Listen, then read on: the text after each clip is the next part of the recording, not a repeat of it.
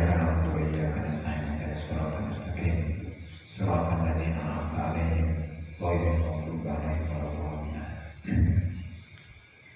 قال المؤلف رحمه الله تعالى الشيخ عبد الوهاب الشعراني في كتابه المنة الثانية على الوصية المقبولية للأنقار. قال الشيخ أبو الحسن الشاذلي رحمه الله تعالى: من أضر شيء على المريدين الإكثار من الأعمال الصالحات لعله يحمد على ذلك إذ لا يزداد بكثرتها إلا طردا ومقتا. قال الذي قصد الشيخ أبو الحسن الشاذلي رحمه الله تعالى: min adari syai'in itu tetap saking paling bahaya-bahayane perkara alal muridina ing atase pira-pira murid al-iktsaru utawi ngekeh-ngekehaken minul a'mali saking pira-pira amal sholihati kang bagus-bagus dalam menawa murid iku yahmadu iku dan puji sapa murid ala dalika ing atase mengkono-mengkono amal atau al-ikhlas. Krana gayas dadu ora dari tambah apa amal kita seratilah kelawan angkeh-ngekehake amal illa angin apa nekor dan pengusirane wa makan dan bendune ada wahada iki iku yahpa iku samar apa ada ala kathirin yang atase wong akeh dalam muridina saking pira-pira murid. Pada malam hari ini masih dalam pembahasan mengenai ar-riya'ul khafi, daqaiqir riya atau pamer, tetapi pamer ini sifatnya sangat sama karena memang pelakunya itu tidak menyadari bahwa dia sedang melakukan perbuatan riya. Oleh Syekh Abdullah Asy'ari rahimahullah taala, beliau memberikan contoh yaitu beberapa amal-amal di mana seorang murid itu seringkali melakukan amal, seringkali melakukan ibadah, tetapi secara tidak sadar dia itu telah melakukan riya dengan ibadah tersebut, dan diantaranya adalah ibadah tapi tujuannya adalah untuk dekat kepada Allah Subhanahu wa Ta'ala. Dia itu lupa bahwa tujuan dari ibadah atau niat yang seharusnya dalam ibadah itu adalah imtithalu amrillahi wa wafa'un bihaqqi wajibihi, yaitu melaksanakan perintah Allah Subhanahu wa Ta'ala dan memenuhi hak yang diwajibkan oleh Allah Subhanahu wa Ta'ala kepada dirinya. Nah, di sisi lain, di mana seseorang ketika melakukan ibadah, melakukan sebuah amal, tetapi tujuannya adalah agar dia itu mendapatkan pujian dari orang lain, itu pun sama. Nah, sehingga dalam pertemuan ini pada malam hari ini kita buka dengan ungkapan yang disampaikan oleh Syekh Abdul Hasan Asy-Syadzili rahimahullah taala, di mana beliau mengatakan min adari syai'in 'alal muridin al-iktsaru min al-a'mali shalihat la'allahu yuhmadu 'ala dzalika. Termasuk perkara yang paling berbahaya bagi kalangan murid.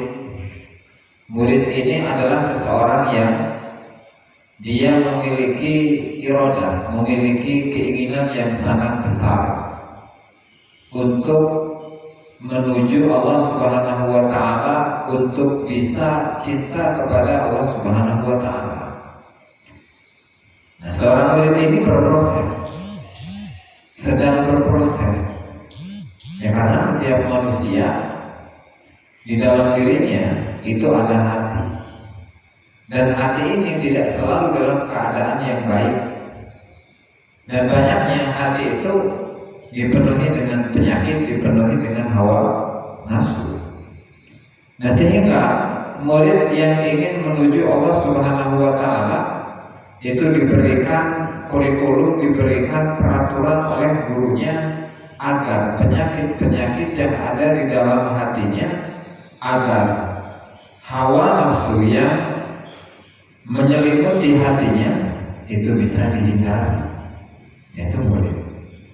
Nah, sehingga dari aturan-aturan kurikulum atau peraturan yang telah guru berikan kepada seorang murid itu yang harus dilaksanakan, baik itu berupa perintah atau berupa larangan. Nah, perintah itu biasanya berupa zikir, dan paling banyaknya memang zikir, karena zikir itu merupakan rukun qawiyyun fil qalbi, kata Syaikhul Islam dalam kitab Al-Anwar, yang merupakan zikir itu merupakan rukun, merupakan dasar yang sangat kuat di dalam qalbi. Nah, hanya saja kadang seringkali murid ini salah paham bahwa ketika gurunya memerintahkan dirinya untuk banyak zikir terus, sehingga saking banyaknya dia itu malah menggeserkan niatnya menuju niat-niat yang baik. Apa contohnya? Ini yang disampaikan oleh Syaikhul Hasan Asy'ari rahimahullahu taala, di mana ketika seorang murid memperbanyak amal-amal yang soleh, tetapi tujuannya adalah la'allahu yuhmadu ala dzalika. Dia itu mengharapkan, menginginkan pujian orang lain atas amal ibadah yang telah dilakukan. Dan ini merupakan satu hal yang sangat berbahaya bagi seorang murid. Kenapa? Ya, karena ketika dia beribadah kepada Allah Ta'ala, apapun itu bentuknya, apapun itu jenisnya, entah itu zikiran, entah itu wiridan, entah itu sholat, puasa, zakat, sedekah, dan seterusnya. Ibadah-ibadah ini harusnya memberikan makna rohani, memberikan motivasi, memberikan semangat kerohanian agar dia itu menjadi hamba Allah Subhanahu wa taala. Nah, tapi ketika niatnya itu digeserkan kepada keinginan atau niat-niat yang lain, ya otomatis ibadah itu jadi bermasalah. Zikiran yang awalnya niatnya adalah agar hatinya itu tidak lagi mengingat dunia, hatinya itu tidak ingin menuju kepada selain Allah Subhanahu wa taala, agar hatinya itu cinta kepada Allah Subhanahu wa taala. Tetapi dengan zikir ini justru dia mengharapkan selain itu mengharapkan apa? Mengharapkan pujian dari orang lain. Dan ini berbahaya. Bahkan satu hal yang paling bahaya, terutama bagi kalangan murid. Kenapa alasannya?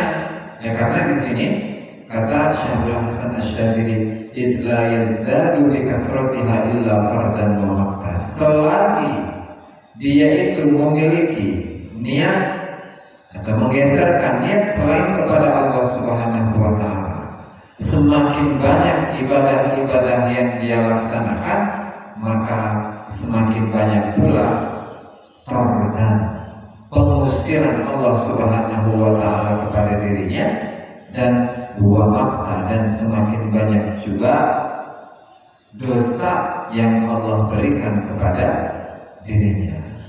Nah, maka hal ini sesuai dengan apa yang dikatakan oleh disabdakan oleh Rasulullah Sallallahu Alaihi Wasallam. Kamin qari'il Quran, betapa banyak orang-orang yang menghafal Al-Quran, wal Quranu yal'anu, sementara Quran itu melaknat dirinya. Betapa banyak orang-orang yang melaksanakan ibadah, tetapi ibadah itu justru tidak mendekatkan dirinya kepada Allah Subhanahu wa Ta'ala, tetapi justru sebaliknya semakin menjauhkan dirinya dari Allah Subhanahu wa Ta'ala. Dan ini kata Syekh Abdullah As-Sya'rani, wa hadza yakhfa 'ala katsirin minal muridin. Ini banyak dari saudara-saudara kita, banyak dari kita dan juga saudara-saudara kita yang masih samar mengenai pengetahuan ini.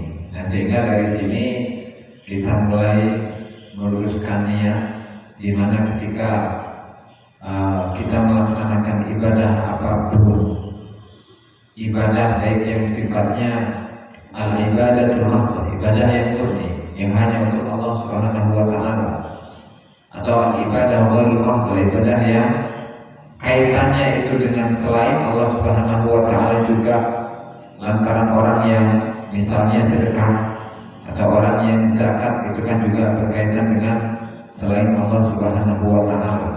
Ibadah apapun yang kita lakukan, ibadah apapun yang kita perbuat, ya mari kita luruskan niat supaya niat kita itu murni hanya untuk Allah Subhanahu wa Ta'ala, sesuai dengan apa yang disampaikan oleh Syekh Abdul Qadir An-Nashtudi di awal pembahasan mengenai daqaiqur riya. Alaika bi ikhlasil qasdi lillahi ta'ala wa la tatahawan 'ala dzalik. Wajib bagi kita semua untuk memurnikan ibadah apapun, memurnikan amal apapun hanya untuk Allah Subhanahu wa Ta'ala.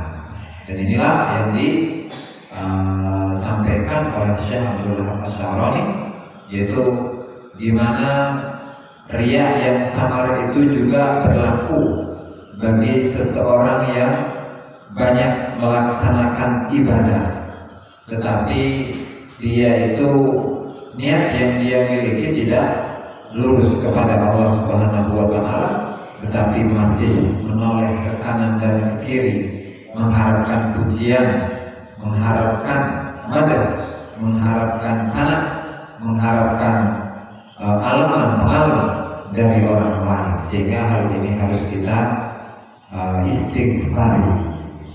Selanjutnya kata Syekh Abdullah As-Sya'rani rahimahullah ta'ala, wa min huna awjabu 'ala al-muridi al-israr bi 'amalihi hasba taqatihi hatta yaqwa wa yatamakkana.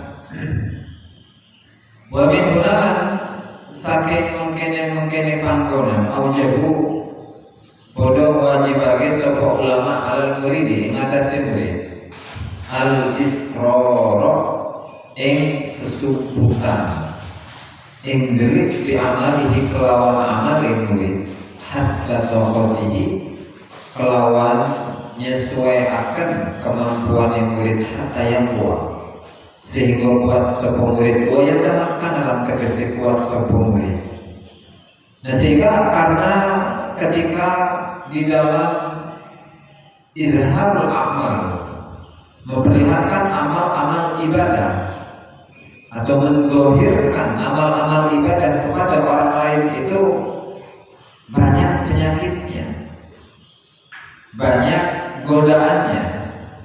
Nah, sehingga para ulama, para aulia, para sholihin, mereka semua mewajibkan kepada seorang murid ketika ingin melaksanakan amal ibadah, bagaimana ibadahnya, bagaimana amalnya, al-israr bi amalihi, harus sembunyi-sembunyi dalam melaksanakan ibadah. Kenapa? Ya karena bukan takut atas cacian atau pujian dari orang lain, bukan. Tetapi ketika dia melaksanakan ibadah, dilaksanakan di depan orang lain, itu niatnya macam-macam. Itu niatnya tidak lagi lurus.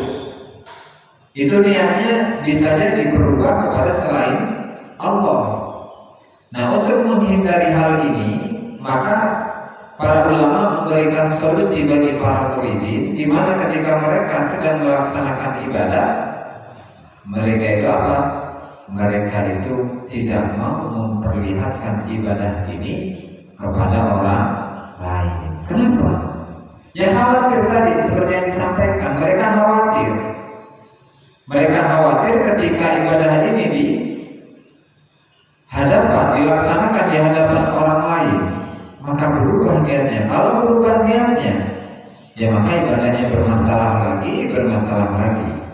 Sampai dia melatih hal yang seperti ini, melatih supaya niatnya itu lurus kepada Allah Subhanahu wa Ta'ala. Tidak ada lagi keinginan kepada selain Allah, tidak ingin mendapatkan pujian, tidak ingin takut dicaci, dimaki oleh orang lain. Kalau memang jiwanya kuat, ya, untuk bisa tadi meluruskan niatnya meskipun ada pujian dari orang lain, meskipun ada cacian dari orang lain, dia kuat melaksanakan hal itu, maka nggak masalah.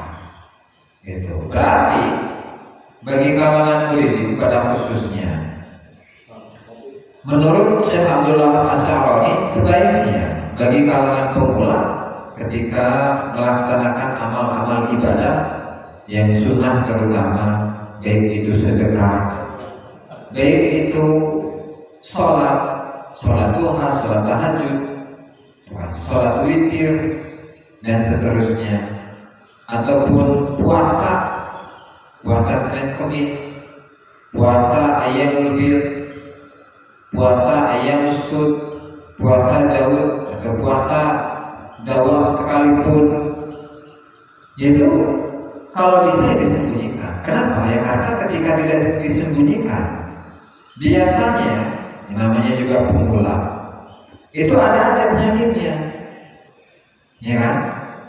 Ada aja penyakitnya, sehingga penyakit yang datang itu akan merubah niatnya, akan merusak niatnya. Kalau niatnya sudah rusak, maka ibadahnya juga bermasalah, ya kan? Ya, sehingga konsep yang seperti ini sebenarnya juga telah diajarkan oleh Rasulullah Shallallahu Alaihi Wasallam dalam sebuah hadisnya, di mana Rasulullah Shallallahu Alaihi Wasallam menyebutkan ada 7 golongan. Yudhilluhumullah la yawma la dhilla illa dhilluh. Ada 7 golongan di mana Allah Subhanahu wa Ta'ala memberikan naungan kepada mereka di hari di mana tidak ada naungan apapun. Maksudnya seseorang itu kan pada hari kiamat, manusia itu pada hari kiamat itu kan berada dalam teriknya panasnya matahari. Nah, ada 7 golongan yang disebutkan oleh Rasulullah Shallallahu Alaihi Wasallam, di mana mereka itu tidak merasakan panasnya matahari pada hari kiamat, pada Yaumul Mahsyar, hari di mana manusia itu dibangkitkan. Yang salah satunya adalah warujul tasaddaqa, dan seorang laki-laki yang bersedekah, anfaqat yaminuhu wala ta'lamu shimaluhu, di mana tangan yang kanan itu bersedekah sementara tangan yang kiri tidak mengetahui bahwa tangan kanan ini sudah bersedekah. Maksudnya apa? Bukan ketika tangan bersedekah itu hanya menggunakan tangan kanan sehingga tangan kirinya itu disembunyikan, bukan. Ini merupakan isyarat bahwa dalam sedekah itu ya nggak harus jahat. Sedekah itu nggak harus buka-bukaan gitu, nggak harus diviralkan, nggak harus divulgarkan, enggak. Kenapa? Ya tadi, karena dalam diri kita, dalam diri manusia, terutama bagi kalangan politik, itu ada saja niatnya, ada saja penyakitnya ketika dilihat oleh orang lain. Gak ada bedanya ketika seorang murid di hadapan gurunya, dia ada di jalan, satu mobil dengan gurunya dan kebetulan dia pegang buah. Di hadapan gurunya tiba-tiba ada pengemis, ada yang minta duit, yang anak yatim segala macam gitulah, orang masakin. Kalau di depan gurunya dia kasihnya banyak, gitu kan. Tapi kalau bukan di hadapan gurunya atau orang yang dia muliakan, itu sedekahnya apa? Sedikit. Nah, kalau ditanya kenapa ini kok bisa berbeda, kalau ibadah atau sedekah di hadapan orang yang dia muliakan, dia mengeluarkan uang yang banyak, bersedekah dengan harta, uang dengan nominal yang banyak, sementara ketika tidak berada di hadapan orang yang dia muliakan, bahkan dia tidak mau mengeluarkan uang sedikit itu. Kenapa ini? Ya berarti dalam dirinya terdapat penyakit. Nah itulah sebuah gambaran dari seseorang yang memperlihatkan amalnya, seseorang yang ketika dia beramal dilihat oleh orang lain, ada aja penyakitnya. Nah sehingga hal ini sangat sesuai dengan apa yang disampaikan tadi oleh Syekh Abdul Hamid Syaroni, di mana wa min huna awjahu 'ala al-murid al-israr bi 'amalihi hasba taqatihi. Para ulama mewajibkan lagi, bukan hanya pemerintah, mewajibkan kepada para murid ini di awal-awal proses mereka dalam menjernihkan atau dalam mengobati hatinya, dalam proses pengobatan dirinya, pengobatan jiwanya, mereka mewajibkan untuk apa? Untuk tidak memperlihatkan, tidak memamer-mamerkan ibadah yang telah dia lakukan. Ya karena baik itu apa namanya ya? Kan dalam sebuah makalah dikatakan takut dipuji oleh orang lain, atau suka atau ingin memuji, ingin mendapatkan pujian dari orang lain, itu adalah riya. Dan khawatir atau takut dicaci oleh orang lain, itu adalah syirik atau sebaliknya. Walhasil antara ingin mendapatkan pujian dari orang lain atau takut dicaci oleh orang lain, itu sama-sama bermasalah. Nah sehingga apa? Ya sehingga karena dua-duanya adalah bermasalah, ingin mendapatkan pujian dari orang lain bermasalah, takut dicaci, takut dimaki oleh orang lain bermasalah, ya sehingga tidak ada cara yang lain dan tidak ada tidak ada cara yang lain, tidak ada solusi yang lain kecuali apa? Kecuali minta pertolongan kepada Allah Subhanahu wa Ta'ala. Ya karena memang susah. Saya kita ketika melaksanakan sebuah ibadah, dan ibadah ini kalau dilaksanakan di depan orang, ya nanti ada kemungkinan tadi niat-niat yang tidak benar, ingin mendapatkan pujian dari orang lain kan, atau ingin mendapatkan amplop dari orang lain kan, ada sebab-sebab yang lainnya. Dan sebaliknya, ketika saya misalnya tidak melakukan ibadah di depan orang lain, nanti saya dicap sebagai orang yang buruk, lantaran menurut mereka kita itu tidak pernah melakukan ibadah. Nah sehingga sesuai dengan apa yang dikatakan oleh Al-Imam Abdul Qasim Al-Qushayri rahimahullahu ta'ala, Syekh Abdul Karim Ibnu Hawazin Al-Qushayri, di dalam risalahnya di mana beliau mengatakan as-sufi ibnu waqtihi, seorang ahli tasawuf, seorang yang tasawuf itu sudah menjadi jiwanya, sudah menjadi wataknya, itu adalah ibnu waqtihi, adalah putra dari masanya. Gimana maksudnya? Ya dia tidak lagi sibuk, tidak lagi memikirkan tentang apa yang sudah lewat, karena memikirkan dengan perkara yang sudah lewat itu mengganggu waktu. Yang namanya sudah lewat ya sudah lewat, telat gitu ibaratnya. Atau memikirkan yang akan datang, segala sesuatu yang akan datang itu sifatnya ghaib, sementara memikirkan perkara-perkara yang ghaib itu tidak boleh. Nah sehingga dia itu adalah maksud dari ucapan ini, dari ungkapan ini, as-sufi ibnu waqtihi, orang yang ahli tasawuf, orang yang memiliki jiwa Tasawuf itu adalah putra dari masanya. Dia adalah seseorang yang melaksanakan tugas pada waktu itu dengan semaksimal mungkin. Kalau memang seorang santri tugasnya apa? Tugasnya ngaji maksimal, secara maksimal. Tugasnya ngaji, tugasnya hikmah. Jangan sampai terganggu dengan aktivitas yang ada di luar sana. Yang banyak dari kita ketika pesantren, ya, apalagi yang umurnya antara 25 sampai 30 bahkan lebih, dia di pesantren wajib terus ada yang pikiran terus. Sementara dalam pikirannya itu ada katakanlah bisikan-bisikan, ada angan-angan. Ini kalau saya kerja ini bakalan sukses, jadi orang kaya ini kalau kerja. Sementara di sini ngaji terus, zikir terus, sementara kekayaan belum datang, belum kunjung datang. Nah, sehingga hal yang seperti ini otomatis merupakan gangguan-gangguan yang biasa dialami oleh santri. Sementara kembali ke tadi, As-Sufi Ibnu Waqti, di mana ketika memang santri ini memiliki jiwa tasawuf itu sudah menjadi jiwanya, ya berarti dia tidak akan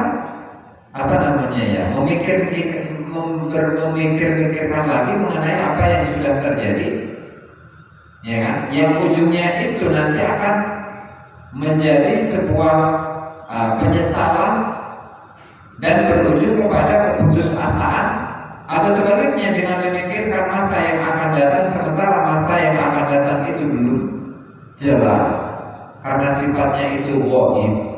Ya maka apapun tugas dia harus dia laksanakan. Tugasnya hanya satu, yaitu apa? Melaksanakan tugasnya semaksimal mungkin saat ini. Ya tadi, dan ini tidak hanya berlaku bagi kita semua. Yang pengusaha misalnya ngurusi usahanya sambil meluruskan niatnya. Yang tani ya tani, yang dagang ya dagang, yang jadi ustaz, jadi kiai, yang melaksanakan tugasnya jadi ustaz dan kiai. Gitu kan? Yang jadi santri, yang melaksanakan tugasnya sebagai santri dengan meluruskan niatnya. Ya, jadi nggak ada berandai-andai, berangan-angan kalau saya jadi ini nanti akan gini. Ya karena lagi itu sifatnya adalah ghaib. Sementara tadi As-Sufi Ibnu Waqti, dia itu tidak akan peduli dengan pujian dari orang lain, dengan cacian dari orang lain, ya karena semuanya itu nggak efek, tidak berpengaruh kepada diri yang mau dia itu dicaci oleh orang lain karena dia tidak melaksanakan ibadah di depan mereka, ya nggak masalah. Atau ingin mendapatkan pujian dari orang-orang lain antara dia itu telah melaksanakan ibadah dengan jumlah yang banyak, ya nggak masalah. Mau dipuji, mau dicaci, ya nggak masalah. Ya kenapa? Karena yang menjadi tujuan dirinya itu hanya satu, hanya ingin mendapatkan, mengejar cinta Allah Subhanahu wa Ta'ala. Nah, sehingga pada intinya riya yang khafi, riya yang sama, daqaiq riya yang tersembunyi itu bersarang di dalam ibadah kita. Sehingga ketika kita beribadah kepada Allah, apa yang kita inginkan? Menurut keterangan yang sudah lewat tadi, seorang yang beribadah kepada Allah dengan tujuan ingin dekat dengan Allah Subhanahu wa Ta'ala termasuk kategori orang yang melakukan riya yang tersembunyi, riya yang terselubung. Maka riya yang terselubung itu niatnya ingin dekat kepada Allah, apalagi ketika ibadah kita diarahkan kepada selain Allah, itu lebih berbenah kita, gitu.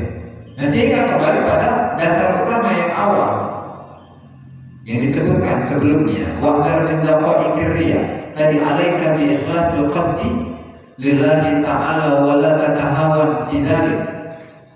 Ya, berarti ya dasarnya cuma satu.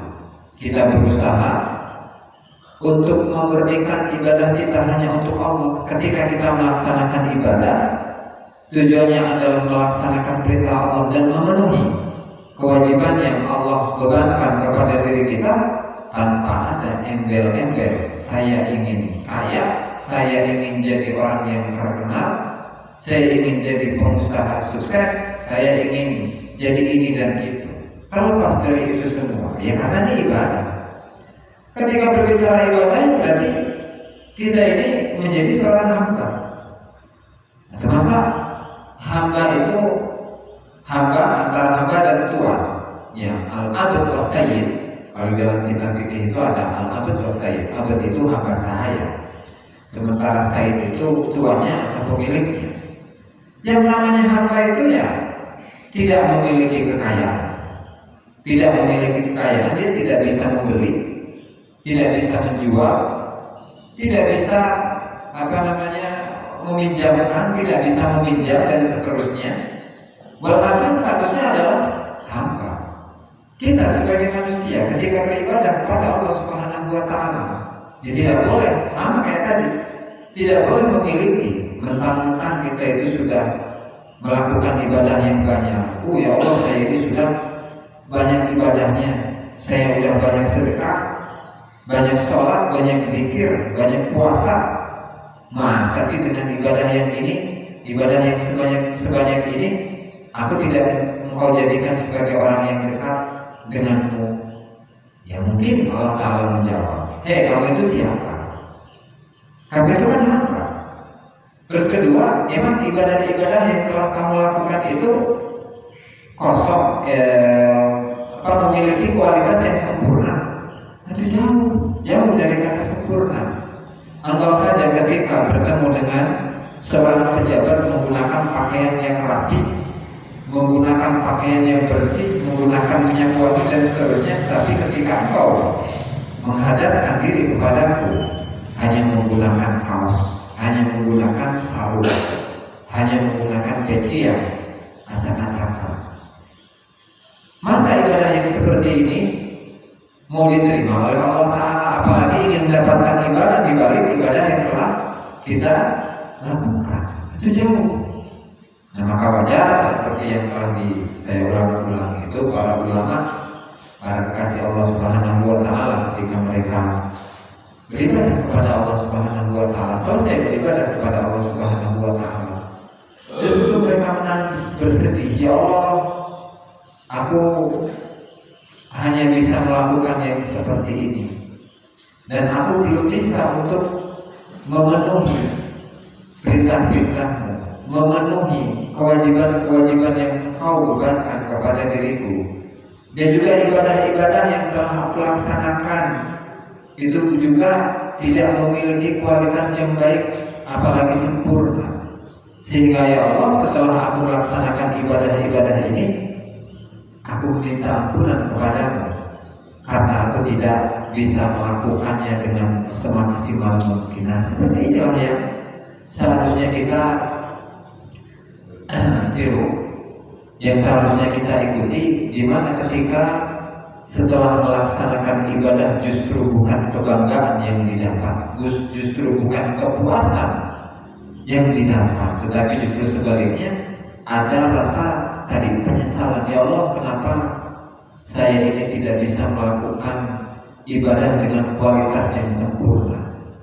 Ya memang semua kesempurnaan itu hanya pada dirimu, sementara aku sebagai seorang hamba, sesempurna apapun ibadah yang bisa aku lakukan, tetap di hadapanmu itu merupakan satu hal yang tidak sempurna gitu. Nah sementara kan kita biasanya itu beda. Setelah kita berzikir puluhan ribu, ya ratusan ribu bahkan, kita setelah berzikir itu biasanya merasa pede. Tenang, saya kan tidak zikir selama sekian ratus atau bahkan sekian puluh ribu kali. Otomatis doa saya diijabah oleh Allah Subhanahu wa Ta'ala. Otomatis saya ini menjadi orang yang soleh. Nah, perasaan-perasaan seperti ini yang biasanya menghinggapi diri kita terlalu kepedean gitu. Lantaran sedang melaksanakan ibadah kemudian merasa berhak untuk dimuliakan oleh Allah Subhanahu wa Ta'ala. Padahal ulama tadi yang disebutkan mereka kurang apa solehnya, kedekatan dengan Allah, kedekatan dengan Allah Subhanahu wa Ta'ala, kurang apa mereka, kurang dekatnya dengan Allah Subhanahu wa Ta'ala. Tetapi justru merasa bahwa dirinya hina. Mereka itu justru merasa bahwa diri mereka hina, bahwa diri mereka itu bodoh, bahwa diri mereka itu orang yang paling bejat di antara seluruh manusia. Dan seperti ini sudah dicontohkan oleh penulis penyusun kitab ini, yaitu Syekh Abdullah Asy'ari rahimahullah ta'ala. Nah, sehingga kembali kepada pembahasan di mana para muridin, terutama bagi kalangan pemula seperti kita, ya kita niatkan, kita luruskan kembali niat kita dalam beribadah kepada Allah. Ya jangan sampai ketika kita melaksanakan ibadah, niatnya itu untuk mendapatkan imbalan, untuk mendapatkan bayaran dari Allah Subhanahu wa Ta'ala. Tapi dalam melaksanakan ibadah, kita ini harus merasa bahwa kita adalah orang yang lemah, kita adalah orang yang tidak mampu, kita adalah orang yang miskin, kita adalah orang yang bodoh, kita adalah orang yang tidak memiliki apa-apa. Sehingga setelah melaksanakan ibadah, kita ini mendapatkan makna atau rahasia dari ibadah. Jadi setelah ibadah, maka rasa tawadhu yang didapat bukan rasa kesombongan yang didapat, karena rasa kesombongan itu merupakan jubahnya Allah Subhanahu wa Ta'ala, dan jubahnya Allah Subhanahu wa Ta'ala itu tidak boleh dipakai oleh manusia.